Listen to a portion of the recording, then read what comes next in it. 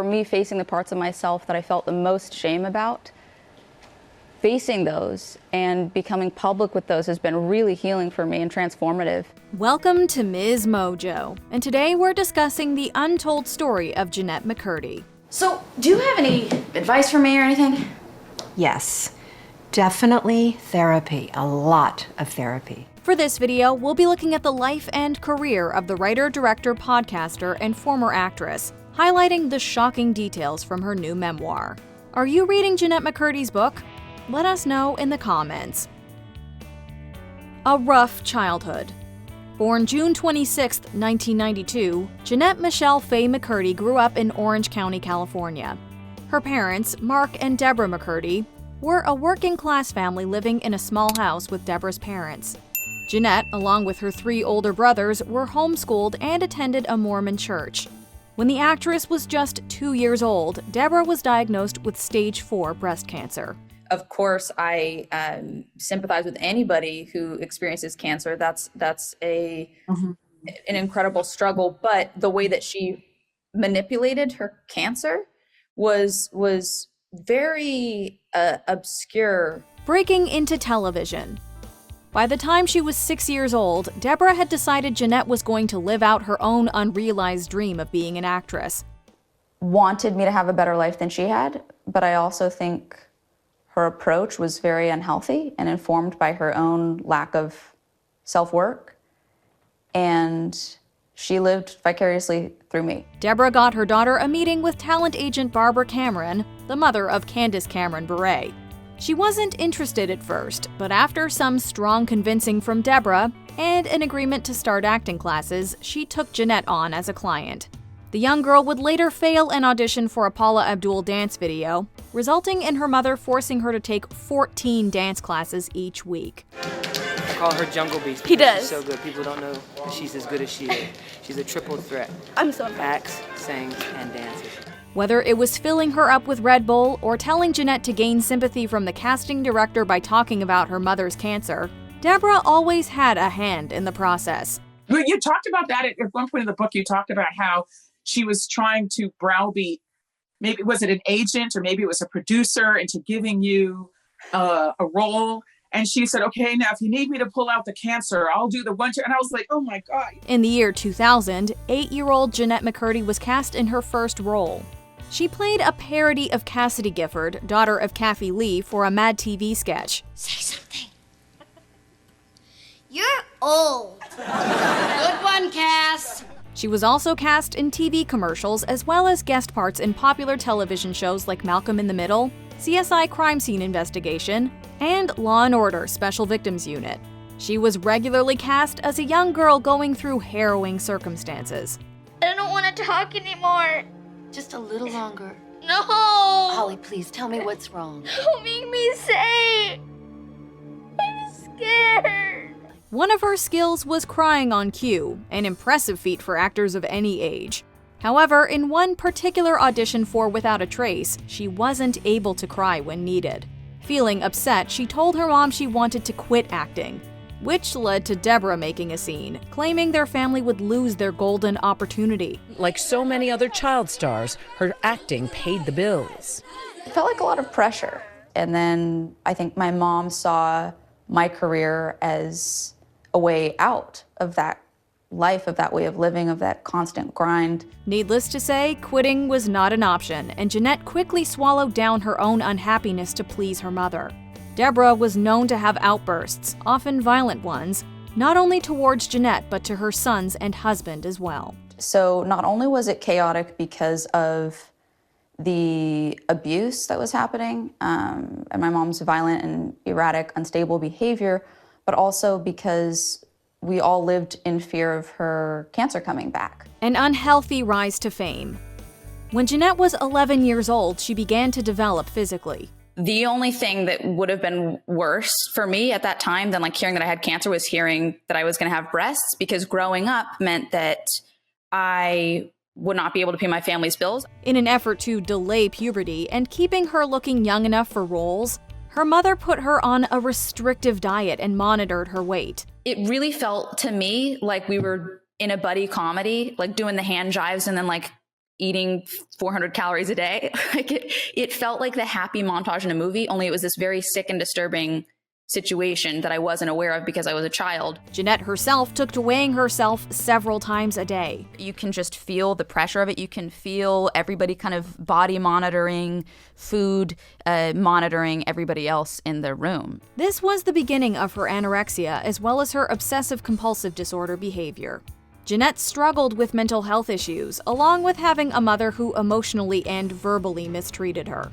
Later, when Jennette underwent therapy as an adult, she considered that her mother might have had borderline personality disorder, bipolar disorder, and narcissistic personality disorder. I know she had a lot of struggles when she was young, and I also know she had an array of mental health issues that went really just undiagnosed because she refused to get help for any of her mental health issues. She likened her mother's years of mistreatment to Munchausen by proxy, though Deborah didn't want her daughter to be ill.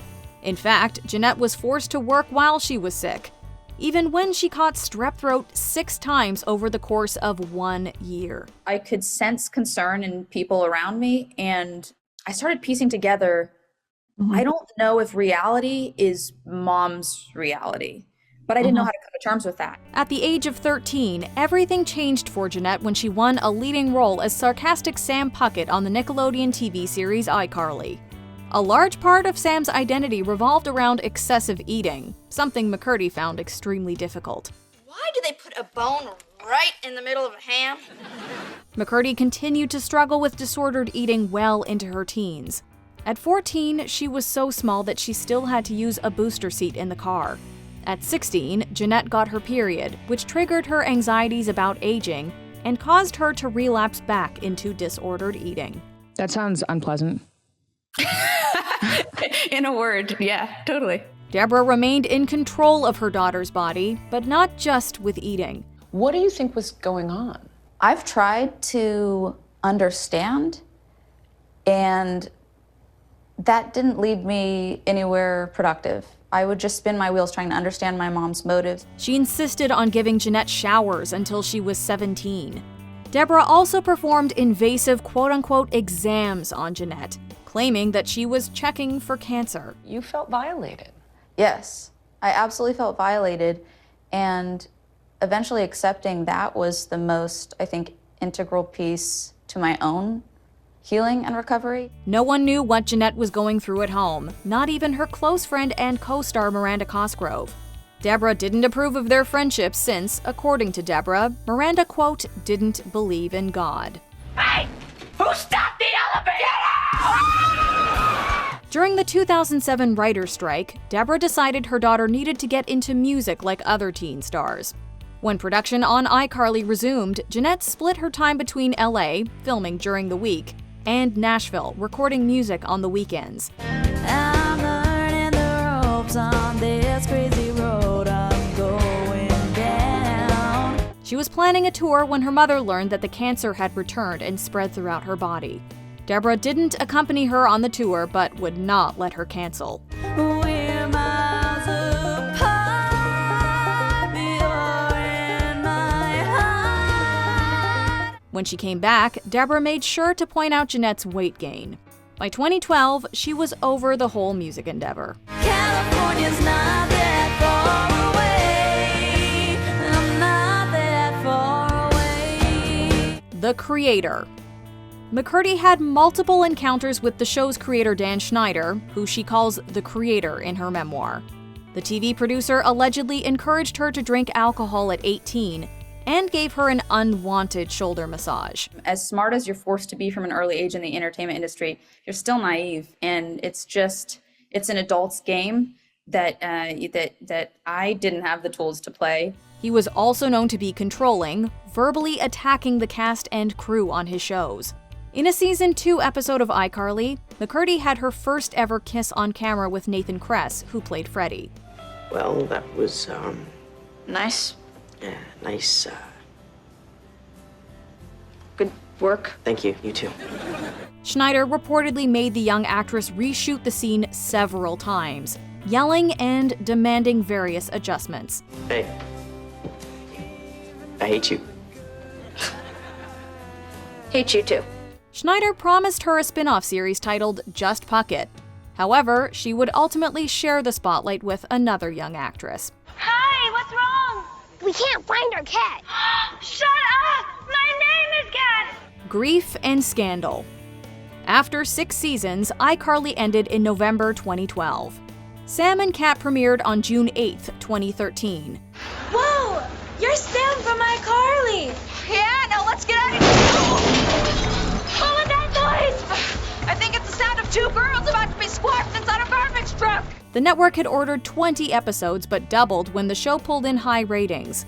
Jennette has admitted to feelings of jealousy and resentment towards co-star Ariana Grande. We sort of have this whole fun odd couple dynamic. Built-in conflict. Lots of potential for more adventures. While Jennette had to turn down film projects due to the show, the writers accommodated Grande's busy schedule. And though she was told early on that she'd have the chance to direct an episode, it never happened. What's that smell? That's you and me from swimming in garbage. During this time, Deborah went back into the hospital. She would pass on September 20th, 2013, when Jennette was just 21. Her grief led to alcohol consumption, binge eating, and bulimia, which she would struggle with for years. Because mom was my everything. Mom was the greatest thing that ever happened to me. I need to love mom. I need to adore mom. And so I kept just clinging to the narratives that she'd conditioned me to have. After her mom's death, she learned that Mark McCurdy was actually not her biological father. She would also briefly date NBA star Andre Drummond, and in March 2014 had private photos of her leaked. A month later, Sam and Cat was put on hiatus. What's it taste like? Like crapple. Upon the series' official cancellation in July 2014, Nickelodeon offered McCurdy $300,000. The deal was that she couldn't talk about any negative experiences she had on set. Luckily, the actress refused what felt to her like hush money. I am ultimately proud of my decision there, wherever it came from. Even if it was informed by self-righteousness, I think that I did something that was really hard to do. Oh my God, it makes me emotional. I'm proud of myself. Post-Nickelodeon projects and therapy. In August of 2014, McCurdy wrote, produced, and starred in her own web series, What's Next for Sarah, inspired by her own experiences in the industry. The role is going to Dakota Fanning. I'm sorry. But Sarah, remember, we do not validate in this building. You have to pay cash. In 2015, she was cast in Netflix's sci-fi thriller Between. The series lasted just 2 seasons, but by that time, McCurdy was ready to leave her acting career behind. It'll be all right. Don't. Yeah. Before Mom died, I promised I'd have everything organized. We both knew you wouldn't have anything planned, so thanks. In 2017, she made the decision to quit acting in order to focus on writing, her mental health, and recovery. She made her directorial debut in 2018 with her short film Kenny. And I'm just handling one thing right now. No, I wasn't talking to you, There Todd. are no exceptions, sir, to strict policy. You really need to come down here. Did you hear me?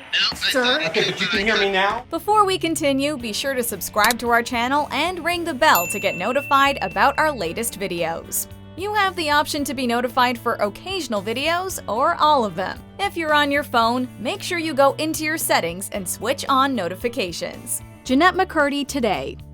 In 2020, Jennette turned a series of essays into a one-woman show called I'm Glad My Mom Died. It's sort of about a lot of this material that we're actually talking about today, like my mom's influence on my life and how she really lived vicariously through me, and I felt a complete responsibility to live my life for her. She performed in Los Angeles and New York City until the COVID-19 pandemic forced her to take a break.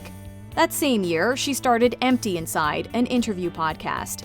Around the same time, she declined to reprise her role as Sam for the 2021 iCarly revival because she associated her time on the show with her years of trauma. I need Sam, but she's off following her bliss with that biker gang. The obliterators.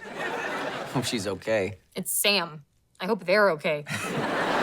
Since 2011, Jennette has written essays for the Wall Street Journal and the Huffington Post detailing child stars in the industry, her mother's battle with cancer, and her years of disordered eating. Now, in 2022, at 30 years old, Jennette McCurdy has published her memoir based on her previous stage show of the same name. The provocative title alone has made headlines, as has the dark truth behind her years as a Nickelodeon star. The more uncomfortable something was for me to put on the page, the more important it felt for me to put it on the page.